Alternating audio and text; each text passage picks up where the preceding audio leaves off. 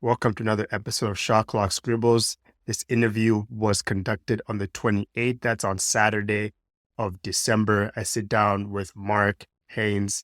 We talk about Mike Brown getting fired on Friday, the day before, what's going on with Foxy and his current contract situation, his upbringing in the city of Fresno, his professional career in being a journalist with the Sac Observer covering the Sacramento Kings, relationship with his brother Chris, gives us some insight on his game day routine and what that all looks like, where he thinks the Kings will end up at the end of the season. And lastly, we shed some light on the Fresno Pro-Am that happens once a year in the city of Fresno. Let's get it. All right, Mark, thanks so much for joining me, Tendai Mkandarire, on the Shot Clock Scribbles podcast. This is episode number 30, the last one before the end of the year. A little quick intro for Mark. Mark is the host of the Believe in Kings pod, and he's also one of three hosts in the show, Three in the Paint podcast. Good name, by the way. I really like that name, with Leo and Jeremiah in Sacramento. Mark is also a journalist covering the Sacramento Kings for the Sac Observer. Mark, welcome to the show. Hey, man. Thank you. It's an honor. I appreciate the wonderful introduction, and I'm so happy I could be your last guest before 2024 ends. Thank you, man. Appreciate you, Mark. First things first, let's get straight to business. Kings fired Mike Brown yesterday. I want to get your raw emotional thoughts as far as what just went down yesterday right here in Sacramento. You know, all the speculations and the talk has been De'Aaron Fox or trading Sabonis. It wasn't much complaining about Mike Brown. Mike Brown had to work with what he had with this team. This team needs improvements, especially when it comes to the bench.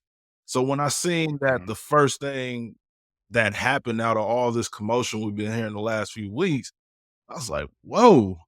I didn't see it coming. When I thought about it, I was like, I understand. I'm not saying it's the right choice, but something had to happen. And the coach is always the safe pick. You're not going to easily trade away your franchise player. Even though Mike Brown got the extension and all, Mike Brown would be first to go. That's always the narrative in the NBA, right? The coach is always the first to go. They always get the blame.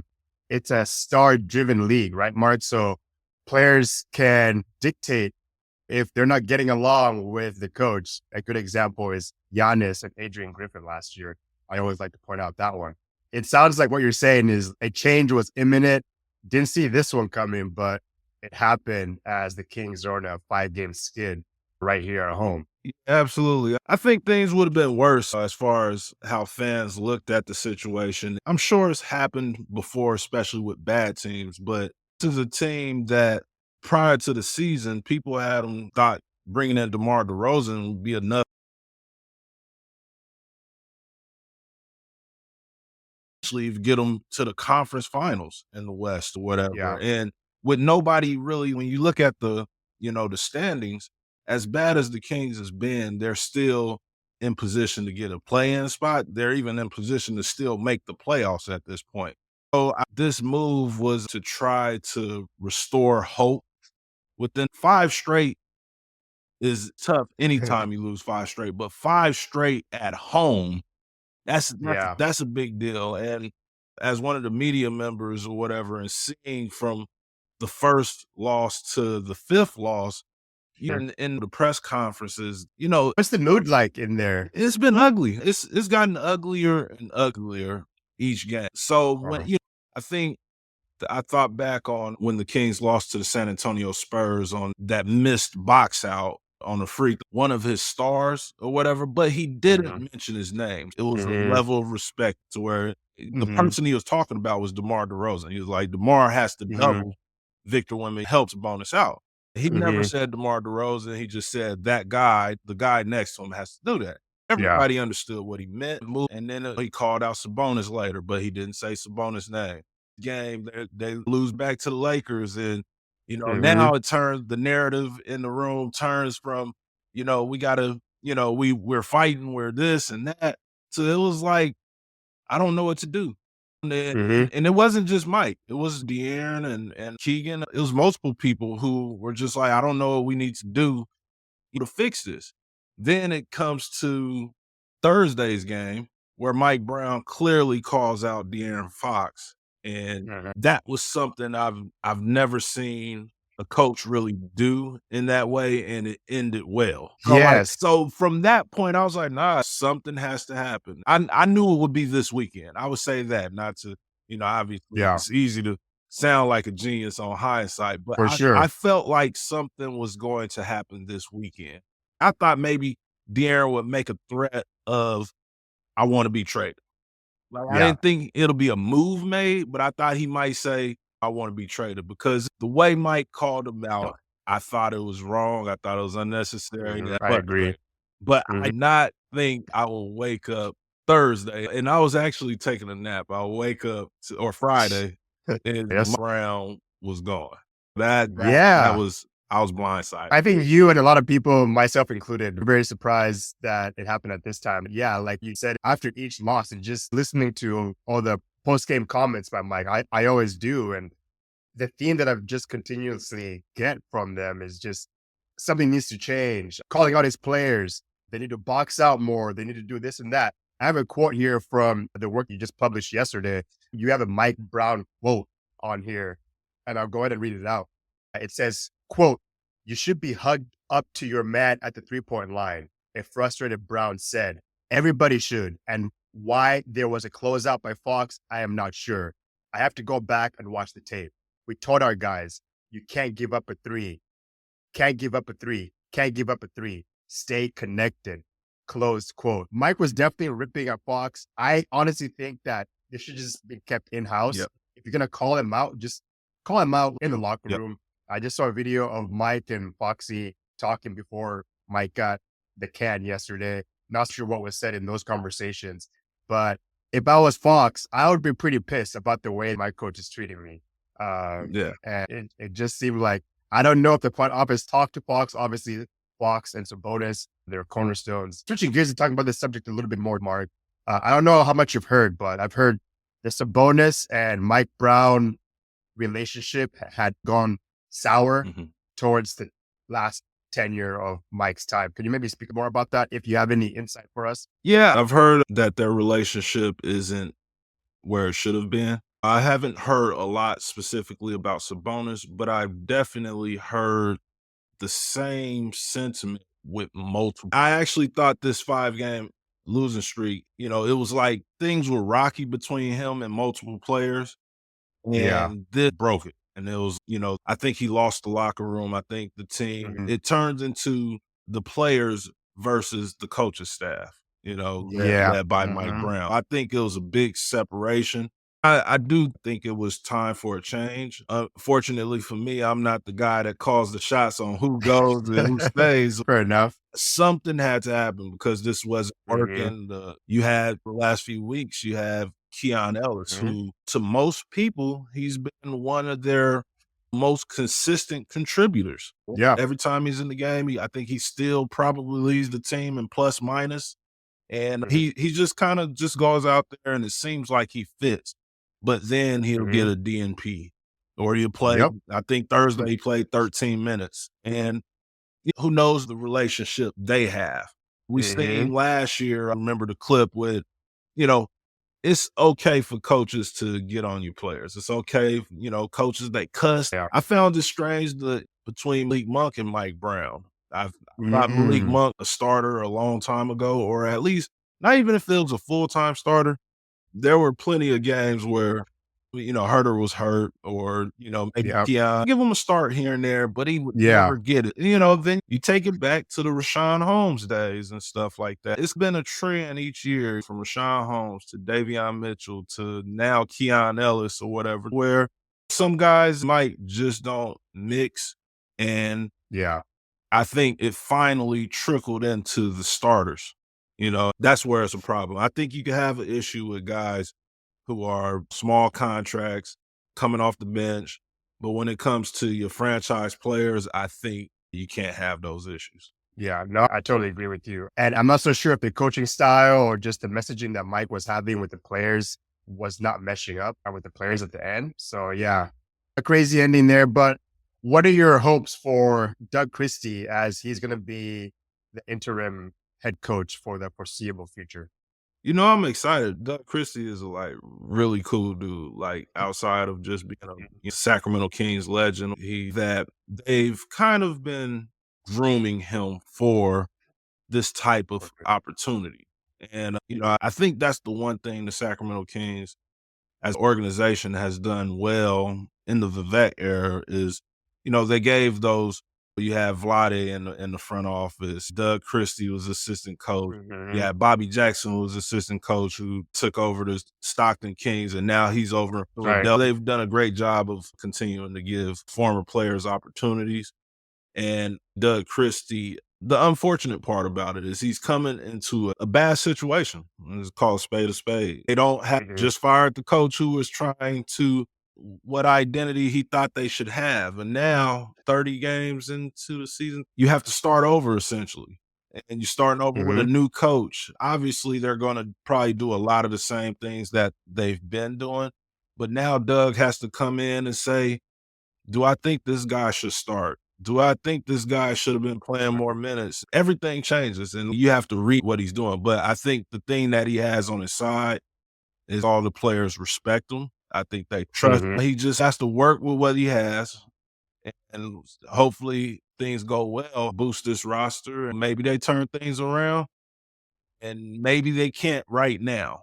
But it's a tough job, but it's a great opportunity for Doug, and I think he'll do well. And I think if this ain't a long-term thing, I do think one day he'll be a head coach. I definitely agree with you. I watched Doug in the early part of the season when the Kings took on the Chinese national team. I was able to sit pretty close and take a look at the players actually buying into what he's saying.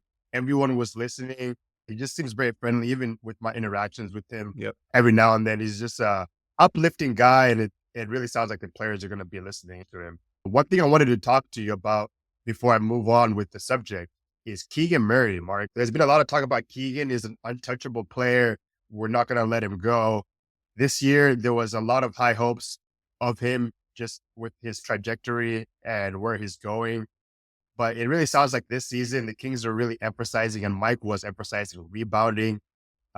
We all know that Keegan is not really having an amazing year. Let's just call it how it is. Yep.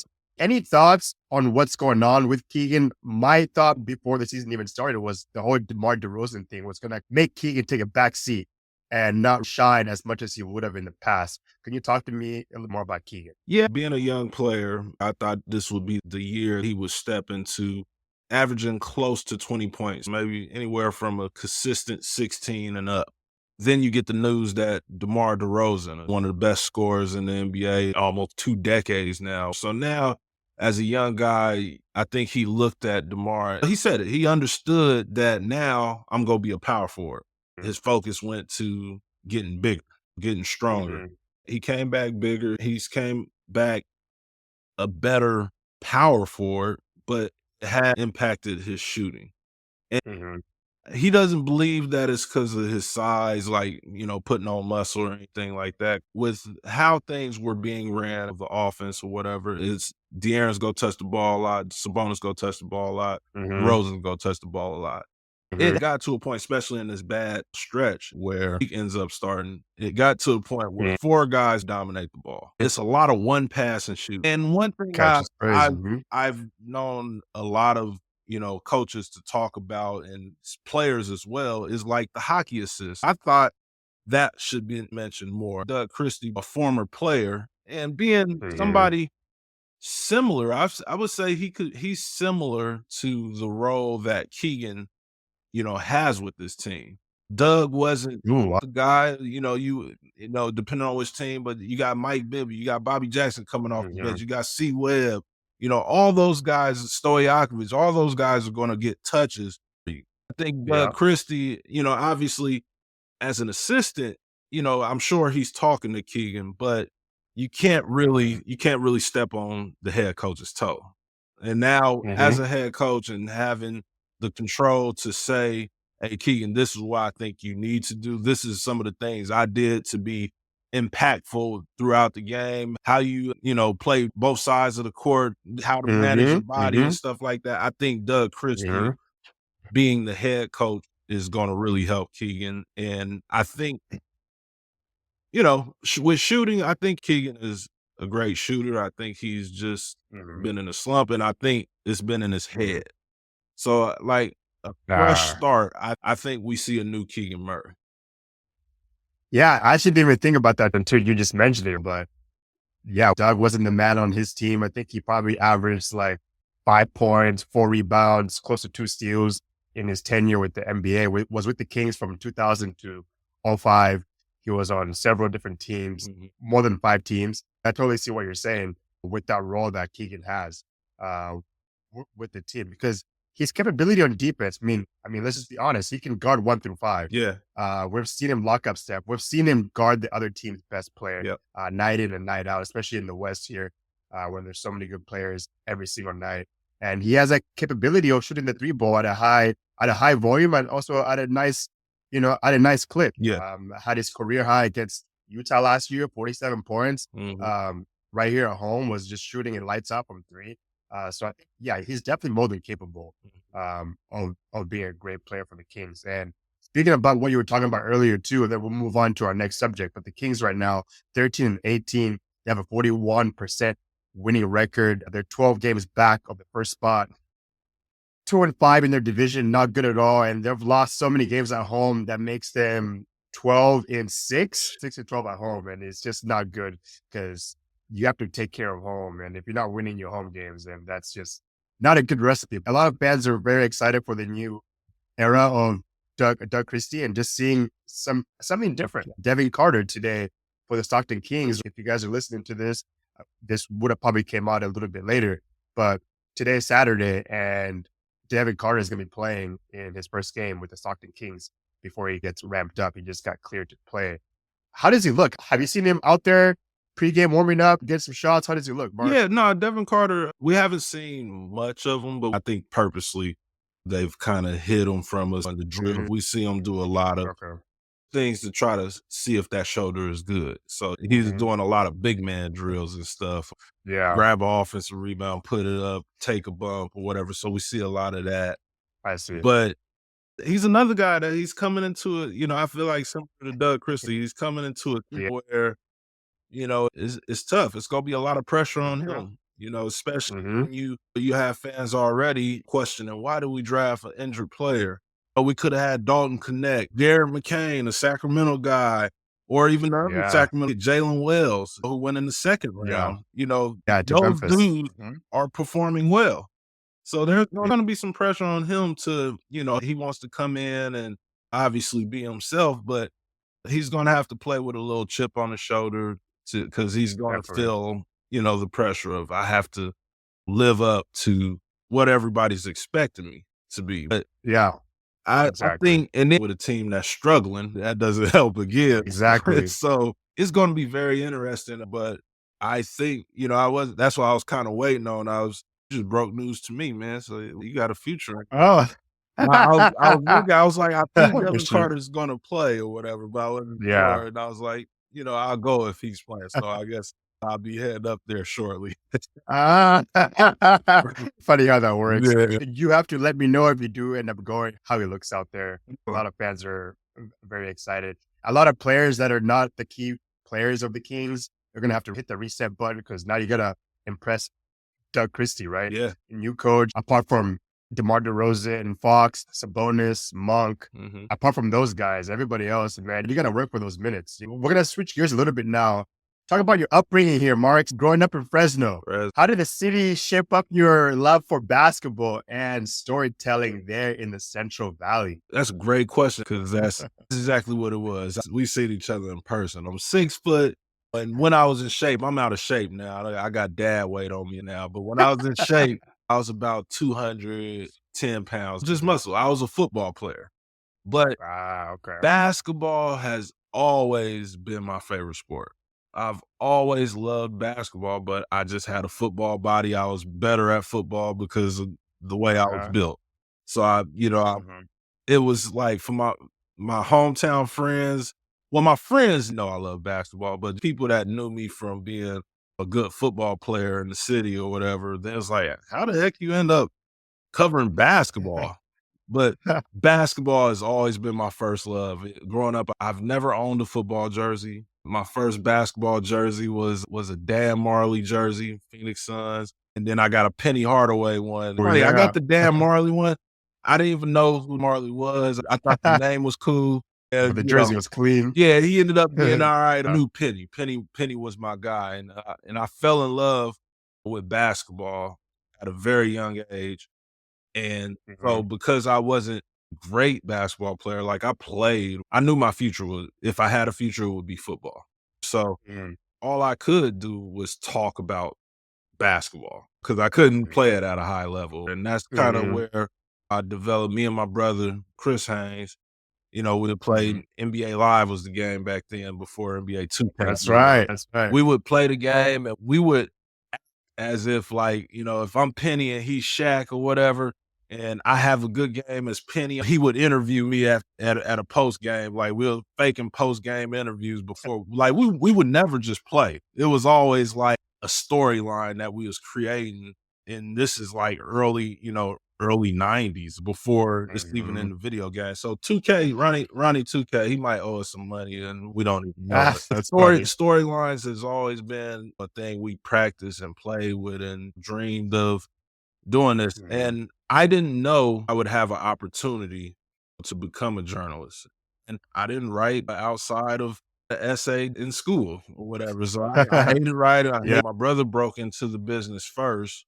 It took a few years before I even thought about trying. Okay. I was working at a water delivery company, and my manager and I tell, "Oh yeah, that's my brother on TV. Oh, my cousin is this person. My Uh, we know him. I got two friends, Brooke and Robin Lopez, both from Fresno, California. Quincy Palmer, that's right. all the Mhm. same. We're a year apart. We've been Yeah, friends since Fresno." He was like, "Why are you working that's here?" awesome. I was like, "No, I need a Mm. job." He was like, "But you should be like, why you not doing what everybody else around you do?" And that kind of made me think about, and that's how I decided to see where this takes me. That was actually leading up to my next question. How did you land your role at the Observer? So at the Observer, I was actually out of work at the time. I was in this business, you're always looking for the next opportunity or better Mhm. opportunity or whatever. And Sure. opportunities come and go quickly. Mark Spears over at ESPN Yeah. randomly Mhm. called me. Randomly, and he was like, "Hey, what you doing?" I was like, "Just chilling." I was like, "I'm sitting around looking." He was like, "You want to work?" I'm like, "Of course." Like, what do you mean? And he was like, "Yeah, this the Sacramento Observer. They're looking for a sports writer." He was like, "I think you should apply. I think you'll be perfect for the opportunity." He was like, "Yeah, I know the publisher. I'll give you his number. Let him know who you are. You interested in your story and everything." He's like, "I think you got a good shot." We had a conversation, and I think I had to do a couple of sample writings, articles, and Okay. I was a part of the team shortly after. Wow. Yeah. Oh, that's a nice story. Congratulations on your role. It sounds like what you're saying, Mark, is just with the environment that you're in, the connections that you have, the level of the sport that you've always had, an opportunity fell in your lap and you're just like, hey, why don't I take a chance at this? Sounds like you enjoy doing what you do for a passion that you really enjoy, right? Yeah, nah, that's been it, man. And Yeah. really blessed me to meet a lot of people who have been very important in my life and in my career. It's nothing but God. Once I noticed, all right, I know these people, I'm connected to this person, God's Mhm. phone. Cause like even before I got into journalism, I was a club promoter. So Okay. I knew a lot of players. I knew a lot of agents and like all these people in the business. I just never did the work to bring it all together and I'm a professional. And Yeah. once I understood you have opportunities around you, but now you have to do the work. Like me making connections have always been easy. I could connect with a lot of people and Yeah. quickly. I think I'm a likable person. Once you get it, that's where I realized like, oh, I love this. I love Mhm. this because I love the work. I love the grind. And although I'm connected to these people, my brother's one of the biggest NBA journalists in the league. That's right. Chris It Haynes. it doesn't just help me. I can't wake up and 100%. I have 100%. to do like so much. A lot of people, and that was the first stigma I felt I had to erased when I really got into the business was I Mhm. had to prove that I'm not here just because of my brother. We don't share contacts. We don't Mhm. share. We talk, obviously. We share information, but we compete. Yeah. And that he wants me to be the best I can, just like I want him to be the best. But I'm Mhm. trying to beat him every time I can, and vice versa. Sibling rivalry. Yeah, I love yeah. that. So covering the NBA fuels a lot of kid in me. I compete in football, basketball, or anything right now. My knees are, I can still now, being a journalist has given me that joy.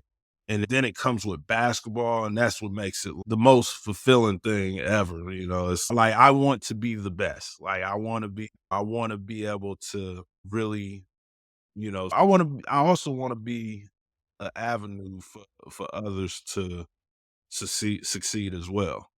Especially people that look like me and you with our skin colors and Mhm. stuff. I 100%. I don't have a degree. Not a thing where you need a degree. Obviously, a degree helps Mhm. you get step Sure. up that you can get.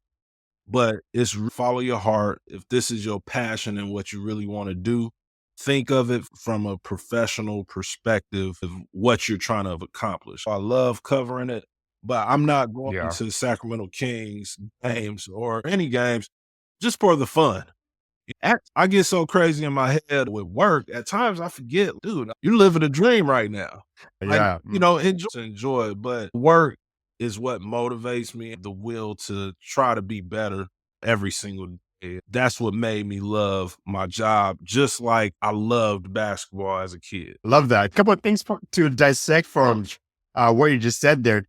First thing is you didn't get this because of connections that you've had. You've had to work your butt off. A lot of times people see your columns or they see your work or they might hear your podcast. They don't get to see all the grind behind the screen, right? There's a lot of writing, deadlines that you got to meet for the newspaper, everything that entails with your job. Nothing comes easy. Yeah. I totally understand that. Second point is I appreciate you joining the pod. I'm trying to help out others, for the people that look like us, brown folks, people of color, Mhm. to be in this space and just covering the game and what we love to do. Really appreciate you even jumping on the pod, man. No doubt. Anytime, man. We'll do this again for sure. 100%. For those that don't know, Mark is a brother of Chris Haynes, the TNT insider. Really great story. Graduated college at 27, was able to work for the Blazers early on in his career, went over to Cleveland. His big break didn't come until the return of LeBron James when things got heightened a little bit. He covered KD coming to the Warriors. He Mhm. was able to move out here, doing big things now. It's great to see him in a space like that for you and your family as well. That's big Yeah. time. And for people like myself, it gives you hope. He's from Fresno. That's not too far away. Yeah. He's a person of color. I'm a person of color. Hey, man, maybe one day I can be in those shoes. Absolutely. It gives hope and motivation to get to where you want to go. No, absolutely. I tell people all the time what makes a expert, right? In my opinion, in order to be an expert in, let's say, covering the NBA, Mhm. the up I have on everybody is that I have more access. I have Mhm. more opportunities to search out information. If you had that same opportunity or whatever, which you can get that same opportunity, now you become an expert. When people be like, "Oh, you're this and that," I'm like, "I'm blessed. I work hard." That's all. Mhm. But I don't think what I do and what I'm trying to become. I don't think I'm special or that I'm the only person that could do this. A lot of Mhm. people, you have to be motivated, you have to be dedicated and stay, focused on what you're doing. That's the hard part. A lot of Yeah, distractions. it's always going, if you can focus on what you want to do, you can become whatever you want to be, especially in this business. Like, it's a lot of times a Saturday night game, we wait for the players to talk. Mhm. Meanwhile, the parties is going on outside. That's true. Your future wife could be right outside. You might not catch her right then, but if to be is meant to be, you just Yep. have to be focused on the things you desire, the things you want, especially when it Mhm. comes in this profession. If you can do that, if you can focus and lock in and keep doing everything to get better, you could be me, you could be better than me as you want to be. And I'm Yeah. always looking to help others. I would love to replace Stephen A as the top NBA TV guy or whatever, but I would probably equally love if I found that person and if I helped that person Mm. become that. Mhm. My goals is wide range and it's open. I want to see people be successful. I want to see people doing what they love. Love Give that that. app. I'm always down to help. Mark, what's the best part of your job? The best part. I'll say this from a shallow perspective. One of the coolest things, Okay. and it started recently, is Mhm. people know who Okay. you are, especially like I said, I'm from Fresno, California, originally from Sacramento. I've been here close to 20 years now. I see. In Fresno, if I go to the store or whatever, I'm gonna see somebody that's gonna call my name and want to Yeah. talk. I'm avoiding people. That was one of my favorite things about living in Sacramento. I was like, man, I could go pump gas. I ain't got Okay. to because I'm really antisocial. Introvert? Yeah. Even though this job, I have to. You have So people stop me and be like, "Hey, Mark, I watch your pod," or "Mark, I like your article." And everybody's random to me because I don't know a lot of people. It's cool because it used to be, "Hey, you're Chris' brother." People would be like, "Are you Chris Haynes?" I'm like, "Nah, I'm Mark." They're like, "Oh, all right." But now people are recognizing me, and that's really cool. It's speaking about your work. Let's talk about your game day routines. I want to give a shine on that. Let people know for anybody that's hearing Mark in his seat right now or just has big dreams of being in the industry. Can we take a look at what your game day routine might look like? Well, that's one, and I'm glad this is a question because I have to Mm. improve on this. I blame my kids for my lack of consistency. None of them busting the road right now or whatever. Uh-huh. A regular game day, I usually get Let's say it's a 7 o'clock game 7 on o'clock. a weekday. Oh, 'cause I Mhm. had weekend games. There is no routine on weekends. The early games, I'm just trying to get there. That's it. 3 p.m.s. Yep. 7 o'clock game, especially now. I Hmm. didn't have to follow the game. Obviously, I followed it as a fan, but I didn't have to Hmm. follow it the way I am this season. Now I gotta be Got able to it. talk about what's going on in depth, what I think, and blah blah blah.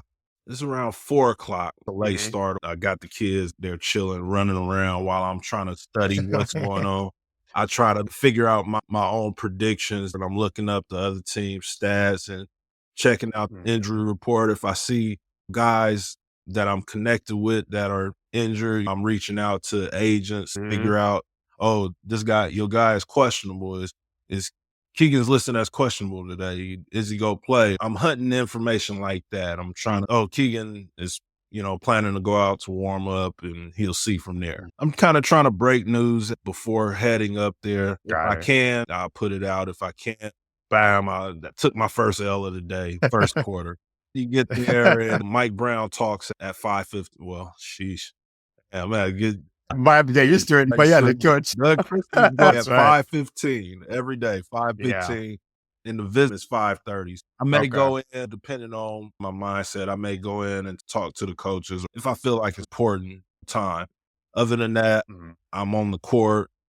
So again, like I'm there, and a lot of people, when we're on the court, it looks like we're Mhm. just watching the players warm up, which most people are. Mhm. I'm watching them, but I'm also looking to see who's here, which agents are here, or who do I need to introduce myself to this person or that person. It's what I use the floor for. I'm like working it, but I'm also recording videos to make it look like I'm not just standing there. Like more Yeah. stalking than anything. I use like following up to the game. I'm trying to connect with people. You can see a regular looking person and it's somebody important. He was agent. You see a guy, hey, how's it going, man? I think my brother told me, he was like, that's such and such agent. I was like, no, I'm like cool with that dude. I don't even know his name. Like, so, That's awesome. Yeah. I'm like really focused on like, I try to Okay. get to know like as many people as I can because you never know how they can Mhm. help you later on or just, or how you can Exactly. help them. Because a lot of Mhm. times we'll reach out to a journalist and say, hey, my guy needs this, or do you want to do a story on this, or whatever. Okay. So I'm doing that till game, and then I'll go back. Oh, this is funny. This is good insight. Let's hear it. I ain't gonna get in trouble, but they'll probably say something. They serve us food in the Okay. diner. They serve us food. Okay. They give us the worst food. Oh my What? gosh. And the arena has decent food. Oh, The arena, exactly. All local. yeah, maybe they don't like us, but And it's always like something random. Every day I go in, I try it all the time. Yeah, whatever's out there, I'm gonna try it. Yeah. I haven't had meatloaf in years. They Okay. served us meatloaf, and I don't even know if it qualified as meatloaf, but the best thing they give us on a consistent basis is at halftime, we get hot dog. The buns was like, That's unacceptable. yeah, but they got it down this year. So I gotta figure out who's in charge because the buns is soft now. But yeah, I'm like every now and then, it's been about 2 or 3 times out of Yeah. the 3 years I've been covering the Kings. It's been about 2 or 3 times where the food was decent. Every other time, it's like, "What are we eating? This is nuts." Yeah. Yeah, once I'm done being a connoisseur of whatever food they give us, it's usually around there, that's when I head up to the media booth, and Okay. that's what when I seen you at the game, I had chicken Yeah. strips. They have chicken strips, and that's why I was walking around. For the Yeah, game. that's why I'm heading to the booth, and then I'm locking into the game. I hope they serve you guys better food. It seems like this season it's a little bit better, but Yeah. it sounds like some improvements can be made. And From the hopefully kitchen. they don't kick me out because I'm talking about their food. It's just a little nudge. Don't That's hurt it. too much. All right. I appreciate you breaking that down, Mark. One thing I want to jump on, because I've heard you talk about it several times, the players' agents. It sounds like a lot of connections could be made with the players' agents. On a typical night, how many agents do you typically see? I was The number could fluctuate. for me, probably about two or Yeah. three. Bill Duffy, our agency, Rich Paul, he Okay. comes down, represents De'Aaron, obviously. I think some guys that's there like regularly. But Okay, got it. for sure about two to three agents. So when DeMar DeRozan's agent also Mhm. represents Damian Lillard, Mhm. he's there. This year's about 2 or 3 at a Okay. game. You go to a Warriors or Lakers game, it's a lot more, but with the Kings, Yeah. probably about 2 or 3. That's good to know. It sounds like building rapport with these agents can yield you some success now and then also later as well. Or like you said, a two-way street. Maybe they might need me down the road. Here's a question for you. Let's say you want to interview a certain player. Let's just say Scotty Barnes from the Toronto Raptors is going to be here in a couple of days. Maybe you've been wanting to ask him some questions. Do you have to go through the agent before they even land or when they get here to get some reporting with him? How would that work? It's a little bit of both. Okay. The correct way would be to go through the team's PR. Okay. They handle a lot of the interviews and stuff, or Mhm. most of them during the season. If you have like a relationship with the agent, they can overstep that boundary and get to that Okay. step. So if you have a good relationship, all right, I told my client, Oh. just go talk to him. He's good. Oh. The correct way would be to send an email, or if you could get a phone number to call the team PR, and they'll set it up in the same way or whatever. Because Okay. I think they still check with the agent, or it's cool. But that's why relationships is super important. Because you need a cheat code, more often Exactly. than Actually, leading up to my next question, in building relationships, part of your job is building trust and rapport with players, staff. It sounds like the PR of the team is the mediator between conversation. Okay. Okay. Cool. And so going back on the building relationships in the space, building rapport with players, trust is a big thing. Obviously, your brother is doing very good for himself in that aspect as well with players, coaches, and other media professionals as well. Could be a beat writer from the Denver Nuggets. Can you talk to me a little bit about how you build that trust and rapport with various people? Absolutely. Your colleagues are equally important to what happened with Mike Brown and De'Aaron. You don't want to, there's a lot of times where people report things and maybe they're wrong. You don't want to be that guy that I'm going to throw you under the bus or whatever, fizzle out. But you want to, it's important to build relationships with them too, because, it's opportunities. You could, if you have or a podcast, you could have them on as a guest on the show that they work for is hiring. Maybe they work for the radio. I think that I've been able to balance that well because, my brother, like I said, we're brothers. We compete. We want to beat him. I tell him to his face or anybody, I want to be better than you. Yeah. I love my brothers. Never like, I want to see you do bad. It's the same with the rest of the guys in media. No, I want to beat them all. We don't exchange sources. We talk about things and say things in confidence that You wouldn't leak or do that. It's part of building trust. Here in Sacramento, there's not a single person that I could think of off the top of my head. Other places, I could point some people out, but here in Sacramento, man, everybody's great. I love To that. the smallest persons. Sacramento is just one of those cities. We don't get a lot of love. Everybody calls us the little brother of the Bay Area. Yeah. Obviously, the Kings are a lot of the jokes right now in the NBA, but Sacramento isn't as bad as people think of it. No, since I got there, I moved there when I was 18. Loved it from the start. I moved away once. I lived in the Bay for about a year and a half. I went to Fresno for a year, but when I left, I was like, I have to go back to Sacramento. Like, Sacramento place for me. The 9-1s. Yeah. I love that, Mark. Well, I wanted to shine some light on the Fresno scene, the Fresno Pro-Am that's been around since 2. I would like you to share some memorable moments and its impact on the local basketball community. For those that don't know, the Fresno Pro-Am Basketball League was founded by brothers Alton and Ryan Williams and Seth Stanley to bring high-level basketball competition to Fresno. It's modeled itself after like the Drew League down in LA. The Fresno Pro-Am offers a unique platform where current and former NBA players, NCAA stars, and local high school, college athletes could compete together. And yeah, like I said, shout out to Alton Williams. He's been the guy that put it all together. And I went to the finale this past season, and each year I just kept missing it. I've been talking to him for a few years. I'm like, I'm coming down. I ended up coming to the biggest one, and I'm gonna go every year. But he got me to go every year. I actually Nice. I haven't told him this, and I'll say it here first. Wow, breaking news. I want to try to be there every week. I want to coach one of the teams. Okay. But we'll see how time works out and stuff. I'm sure we can work something out. But my man Okay. is, like I said, Fresno has been a football city, my whole life. And as I got older, got to high school, we started getting a few guys from the city that was professional caliber players. Quincy Pondexter, who is a huge part of the Fresno Pro-Am. Shout out to Quincy. Yeah, great dude. When I see those guys, it's like, man, we about to have some NBA players. We had multiple NFL players from the city, but never really NBA guys. My generation started growing those years later. You have Greg Smith, who went to Fresno State, I think he played 7 or 8 years with Paul George at Fresno State. Then you have Jalen Green, who he's arguably the best basketball player out of Fresno for sure. Jalen Green on the Rockets? Yeah. So, I didn't know you went there. Yeah, he's a Fresno He was born in Turlock or Modesto. He grew up in Fresno Elementary. He's a Fresno guy.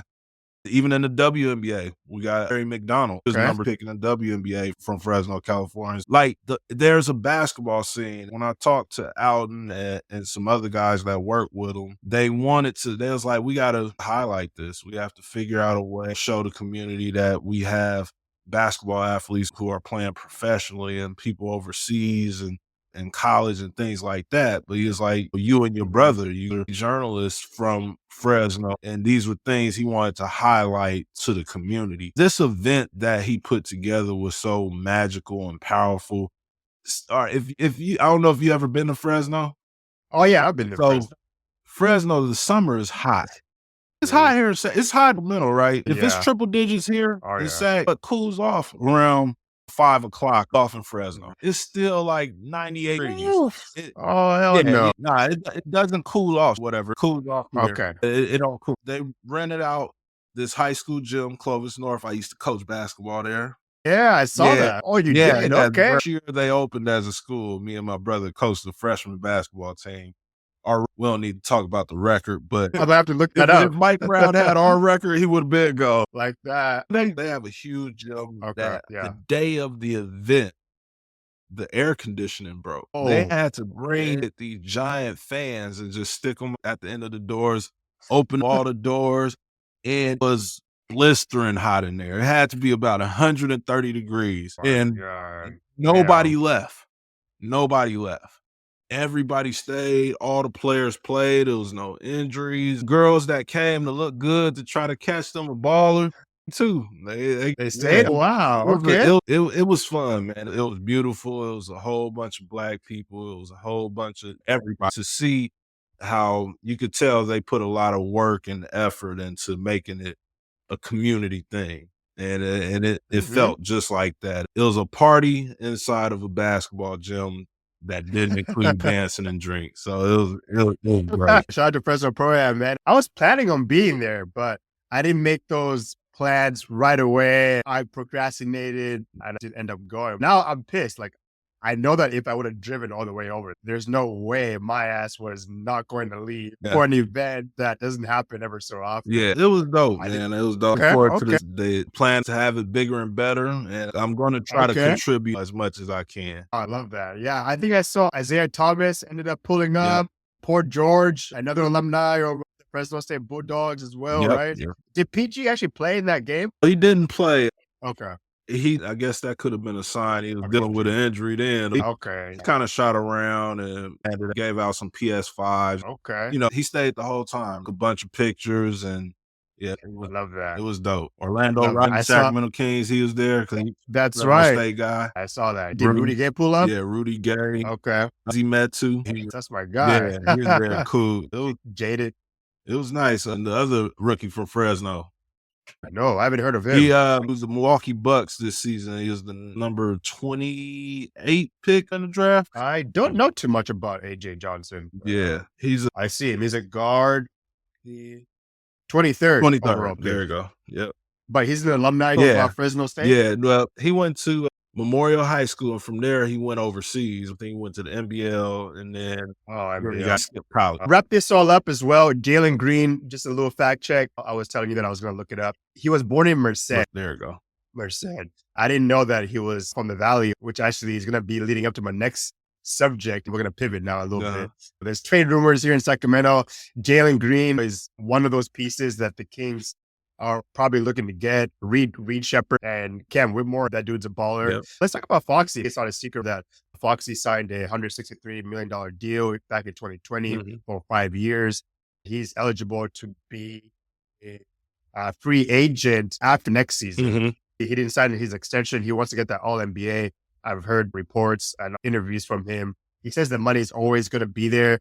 At this point, he just wants to win. He wants to be in an area, an environment that provides him that chance of winning because everything is lining up for him. He just turned 27 on the 20th. Yep. He's in his prime right now, and he wants to really capitalize on the prime years of his career. And for me, honestly, it just doesn't really seem like it's going to be in Sacramento. But yeah, talk to me a little bit more about Foxy and all these trade rumors. Maybe it's getting to some players too, and what you think is ultimately going to happen with Foxy this season or in the offseason. Yeah, that's the scary part. Like you mentioned, does it look like it's going to happen here?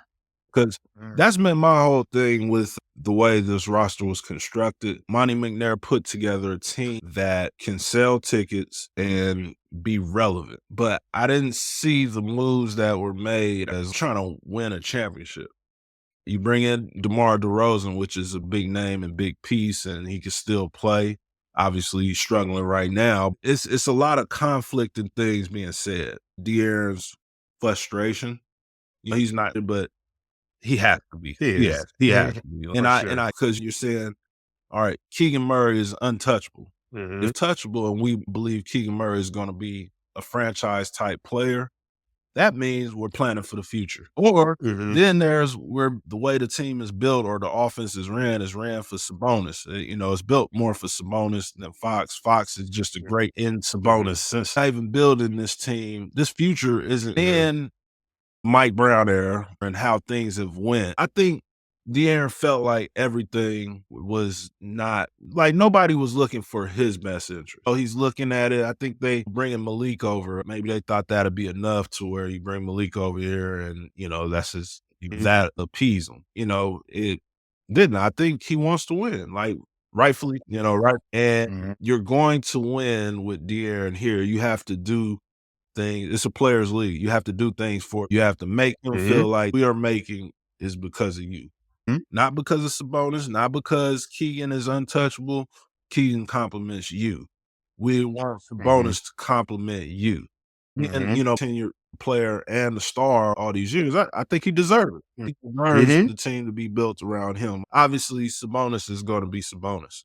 And he's great. I think part of this year, the team completely, with Mike Brown, his departure, I think the guys who are Mm-hmm. making the tough choices, they aren't making them. I'll I give agree. you some.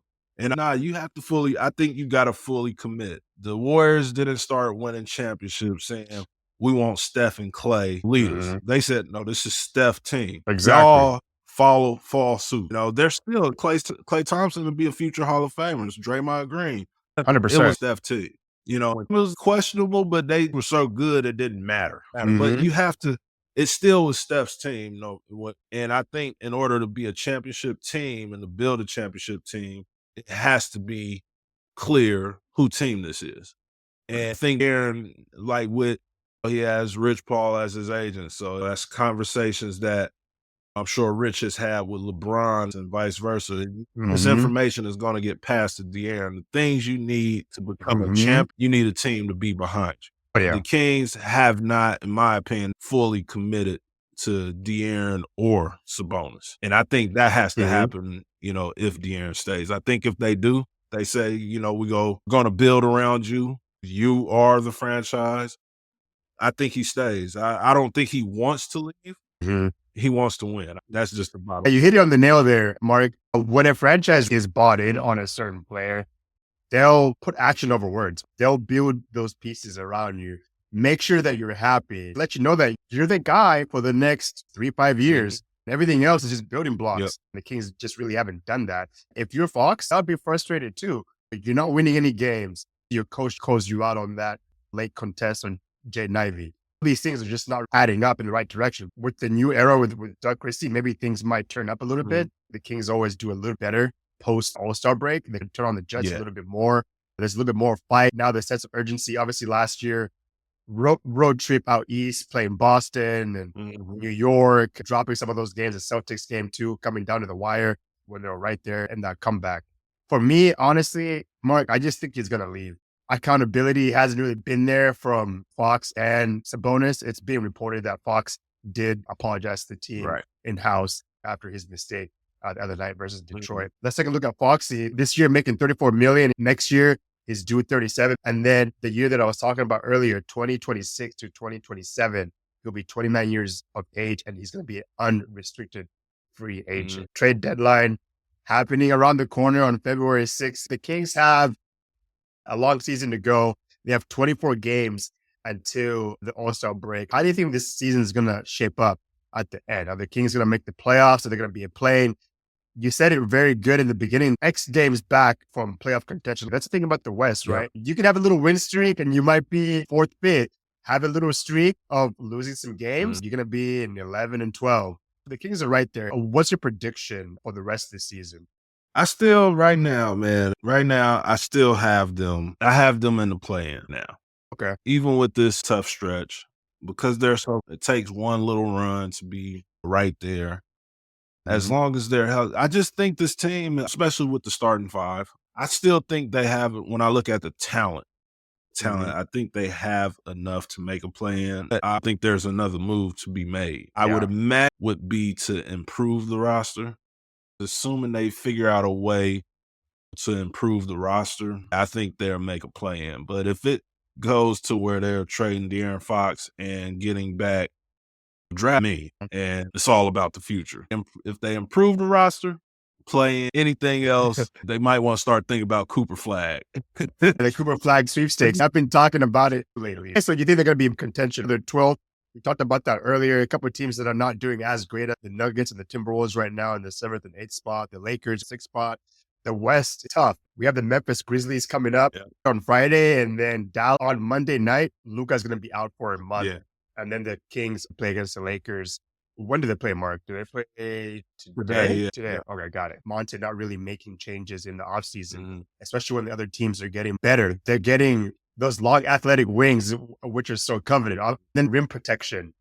Points in the paint. I talked about that on the last pod. 76 points against the Denver Nuggets was absolutely dreadful. Those minutes that Sabonis is not on the floor, cleaning up glass. Mike talked about rebounding a lot this season, and the Kings just really haven't done it. One of the biggest criticisms is the Kings don't close out games. Denver, they were up by 10 with 3 minutes left.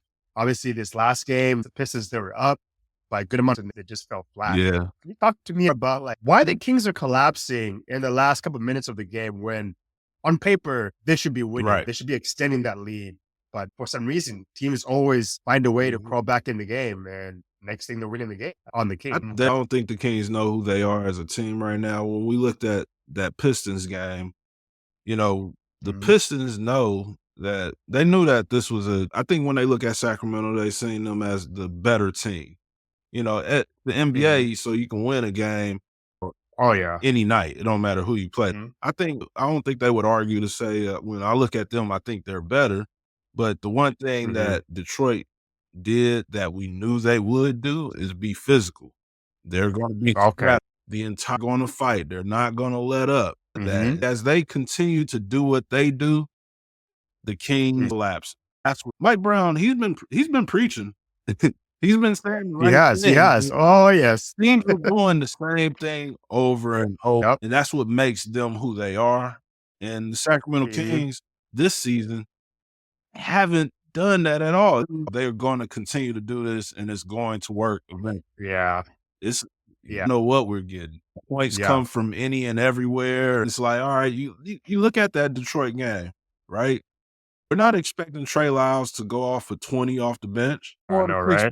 He has his regular night, get blown out that night. You need those guys to have big nights here and there, but as a team in order to be good. And they just don't have that. And that's lapse in the fourth quarter and have bad first quarters too.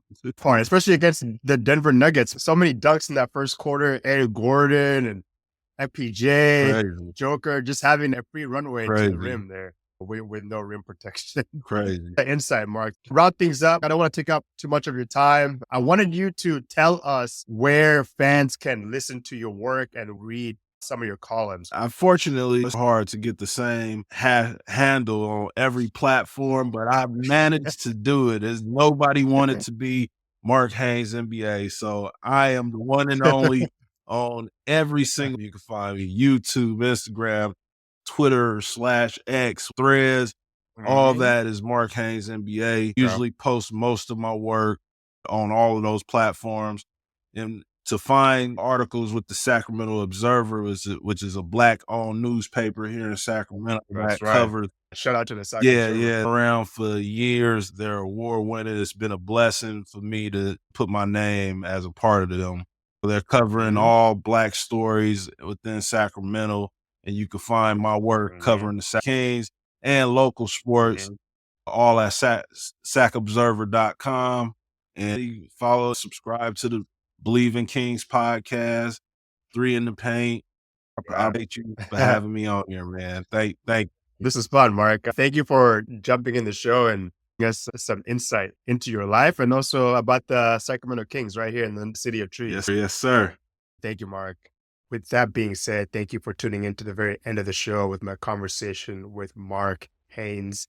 Thank you to all my guests this year, Deuce Mason, Chris Hine, Thomas Murphy III, and Mitchell Adams. You can find me on social media on Instagram at Shot Clock Scribbles, TikTok Shot Clock Scribbles. You can also find me wherever you listen to audio, which is where you're probably doing this. You can find me on YouTube, TENDAI530. Happy New Year to everybody. I hope you guys stay safe in this new year of 2025. Anything is possible. Later, y'all.